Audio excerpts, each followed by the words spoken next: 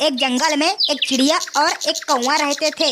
कालू कौवा आलसी और कामचोर था। वह अपने घोंसले में दिन भर सोते रहते थे, जबकि टूनी चिड़िया बहुत मेहनती थी। वह दिन भर काम करती थी।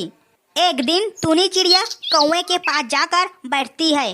अरे कालू भैया, कैसे हो? अरे चिड़िया बहन, मैं बहुत अच्छा हूँ। कालू भैया, क्या आपको पता है बहुत जल्द बर्फ बारिश वाला मौसम आने वाला है। मैं तो सर्दियों की तैयारी अभी से शुरू कर दी हूँ। अनाज इकट्ठा कर ली हूँ और अपना घर घोंसला अच्छे से मजबूत कर ली हूँ, ताकि सर्दियों के दिनों में ज्यादा परेशानी न हो। बहुत बढ़िया बहन। मैं तो कहता हूँ कि कौवे भैया, आप भी अभी से तैयारी कर लो। पिछले साल याद है ना, आपको कितना परेशानी झेलना पड़ा था। अरे चिड़िया बहन, मुझे बातें ना सुनाओ। जब सर्दियों का मौसम आएगा ना, तब मैं अपना बना लूंगा, समझी तू? अरे कौवे भैया, मैं तो आपको बता रही थी कि आपको कितना कष्ट झेलना पड़ा था पिछले साल, याद है ना? आप जगह जगह खाने के लिए दाना मांगते फिर रहे थे, किसी ने नहीं दिया आपको, लेकिन मैंने आपको दे दिया खाने के लिए। पर इस साल मेरे पास दाना बहुत कम है, मैं नहीं दे सकती, आपको कुछ इंतजाम करना पड़ेगा। अरे चिड़िया बहन, तुम कितने भाषण देती हो, मेरा दिमाग खराब हो चुका है।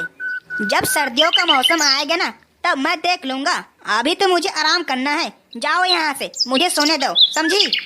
इसके बाद टूनी चिड़िया अपनी घर चली जाती है और जाकर बैठ जाती है। टूनी चिड़िया अपनी घर अच्छे से मजबूत बना लेती है और बहुत खुशी होती रहती है। अपनी इसी खुशी को बताने के लिए टूनी चिड़िया कालू कौवे के पास जाती है, वो भी मिठाई लेकर के। ओ टूनी बहन, आओ आओ, मैं आपको ही याद कर रहा था। कालू भैया, देखो तो, मैं आपके लिए मिठाई लेकर के आई हूँ, लो खा लो। वाह मिठाई, अरे कालू भैया, ये नहीं पूछोगे किस खुशी में मिठाई लाई हो करके? हाँ? अरे हाँ हाँ टूनी बहन, किस खुशी में मिठाई लेकर के आई हो, बताओ तो जरा। अरे भैया, मैं अपनी घर अच्छे से मजबूत कर ली हूँ। अब मुझे बर्फबारी और आंधी तूफान से ज्यादा तकलीफ नहीं होगी। इसी खुशी में मैं आपको मिठाई खिलाने के लिए आई थी। हाँ हाँ ठीक है, अब तुम यहाँ से जा सकती हो।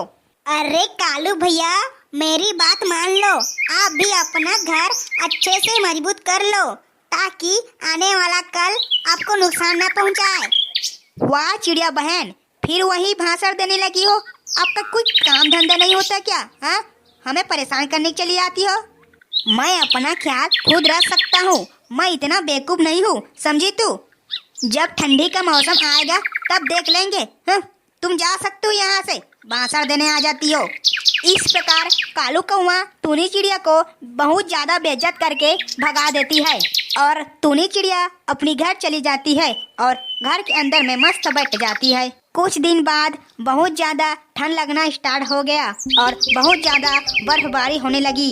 कालू कौवा ठंड से बहुत परेशान हो गया और बोलने लगा, अरे बाप रे, बहुत ठंड लग रहा है, मेरा घोंसला बर्फ से भर गया है, मैं तो इतना ठंड में मर जाऊंगा, जल्दी कहीं जाना पड़ेगा।